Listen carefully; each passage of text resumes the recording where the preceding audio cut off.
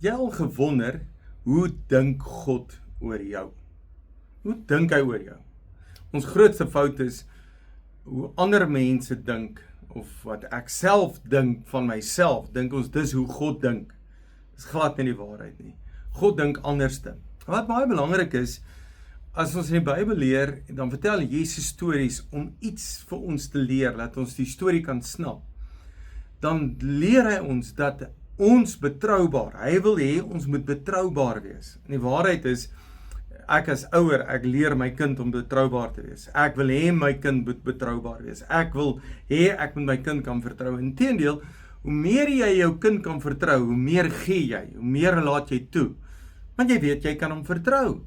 En ek dink is dieselfde met ons, dat God gee ietsie kleins, maar as ek betroubaar in ietsie kleins is, dan gee die Here vir my meer. As jy dalk vra, ja, hoekom kry ek nie meer nie, is die vraag dalk, is jy betroubaar met meer?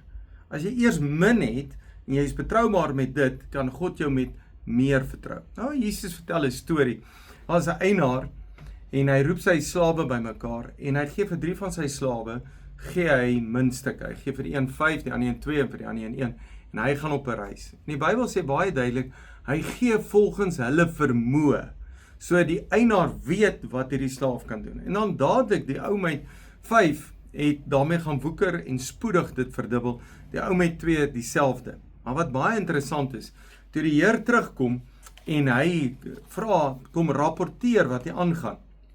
En dan lees ons in Matteus 25 vers 14 af lees ons, en dan vers 21, en die eienaar het hom geprys en gesê, uitstekend, jy's 'n voortreffelike slaaf, een op wie ek kan staat maak. In die kleine het jou betroubaar bewys, daarom gaan ek nog baie groter verantwoordelikhede aan jou toevertrou.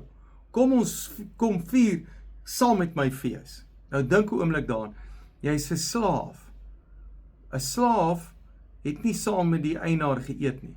Maar hierdie eienaar was so bly geweest. Hy sê, kom in en kom vier fees. Maar wat baie duidelik is, uitstekend. Jy's 'n goeie getroubare slaaf. Die nuwe vertaling, voortreffelike slaaf. En ek kan op jou staat maak. Met ander woorde, dit wat God vir jou sê, dit wat God vir jou gee, hy kan staat maak dat jy iets dit gaan doen. Hy sê, in die kleine het jy jou betroubaar bewys. Jo, so met ander woorde, vertroue is nie iets wat jy sommer net kry nie. Daar word bewys dat jy vertrou kan word. Dit is dieselfde met ons.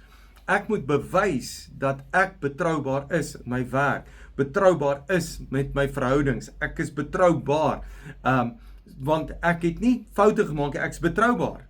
So, God wil jou ook betroubaar maak. Nou moet jy dink, okay, wat het jy gekry? Ek het nog net 1 talent gekry, of dalk 2 gekry, maar daai het 5, of daai het 10, gaan nie oor die hoeveelheid nie.